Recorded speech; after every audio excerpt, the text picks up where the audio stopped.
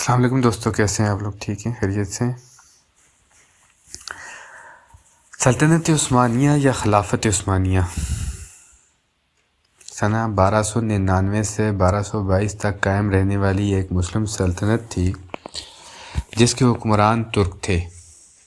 اپنے عروج کے زمانے میں یہ سلطنت 3 براعظموں پر پھیلی ہوئی تھی اور جنوب مشرقی یورپ، مشرق وسطیٰ اور شمالی افریقہ کا بیشتر حصہ اس کے زیر نگین تھا۔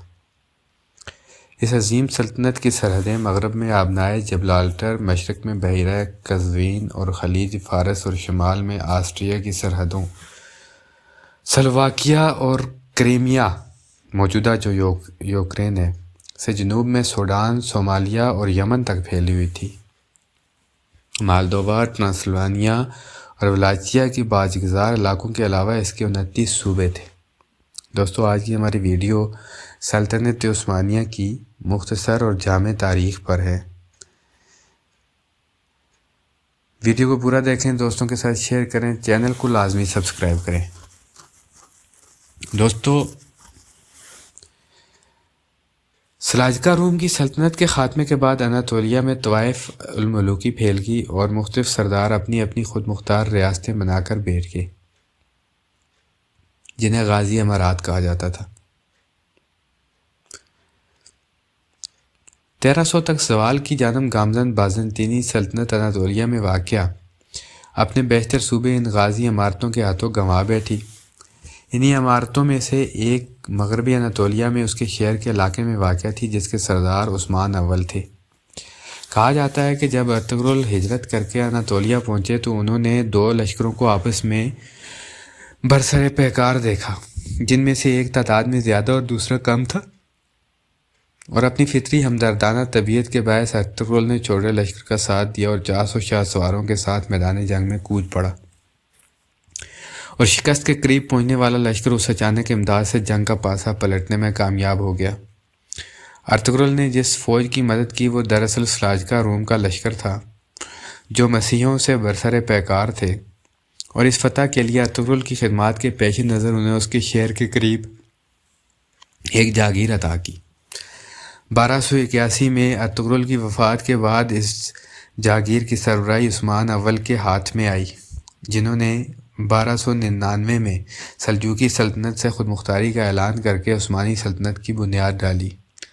عثمان اول نے اس چھوٹی سی سلطنت کی سرحدیں بازنطینی سلطنت کی سرحدوں تک پھیلا دی اور فتح کے بعد دارالحکومت بروسا منتقل کر دیا۔ عثمان اول ترکوں میں انتہائی قدر کی نگاہ سے دیکھے جاتے ہیں۔ در حقیقت وہ بہت ہی اعلیٰ اوصاف کے حامل تھے، دن کے مجاہد اور رات کے عابد، ساتھ ساتھ انتہائی شریف النفس، سادگی پسند، مہمان نواز، فیاض اور رحم دل انسان بھی تھے۔ ان کا دور حکومت سلطنت عثمانیہ کی بنیادوں کو مضبوط کرنے کا سبب بنا۔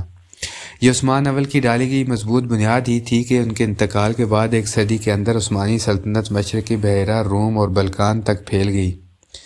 سلطنت کی فتوحات کا یہ عظیم سلسلہ عثمان کی جانشینوں نے جاری رکھا، لیکن 1402 میں تیمور لنگ نے اناطولیہ پر حملہ کر دیا اور عثمانی سلطنت بایزید یلدرم شکست کھانے کے بعد گرفتار ہو گیا۔